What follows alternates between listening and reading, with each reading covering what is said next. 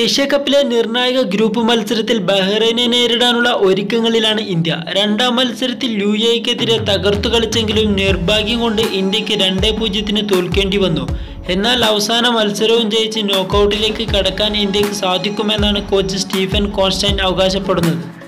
UAEക്കെതിരായുള്ള മത്സരത്തിൽ അവസരങ്ങൾ മുതലാക്കാതെ പോയതാണ് പ്രശ്നം. അടുത്ത മത്സരത്തിൽ ശക്തരായി തിരിച്ചുവരുമെന്നും മത്സരത്തിലുള്ള പിഴവുകൾ തിരുത്തുമെന്നും സമനിലയല്ല ജയം തന്നെയാണ് ബഹ്റൈനെതിരെ ലക്ഷ്യമിടുന്നത്. അതിന് കഴിവുള്ള ടീം തന്നെയാണ് നമ്മുടേതെന്നും കോച്ച് വ്യക്തമാക്കി. ഇപ്പോൾ കളിച്ചതുപോലുള്ള വാശിയേറിയ മത്സരങ്ങൾ ടീമിനെ കൂടുതൽ ശക്തിപ്പെടുത്തും. കൂടുതൽ യുവത്വമടങ്ങിയ ടീം ഭാവിയിലേക്ക് ഇത് കൂടുതൽ ഗുണം ചെയ്യും. ടീമിന്റെ പ്രകടനത്തിൽ താൻ തൃപ്തനാണെന്നും ക്യാപ്റ്റൻ സുനിൽ ഛേത്രി അഭിപ്രായപ്പെട്ടു.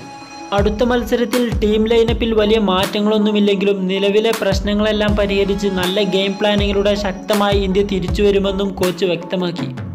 കൂടുതൽ കായിക വാർത്താവിശേഷങ്ങൾക്കായി ഇപ്പോൾ തന്നെ ചാനൽ സബ്സ്ക്രൈബ് ചെയ്യുക.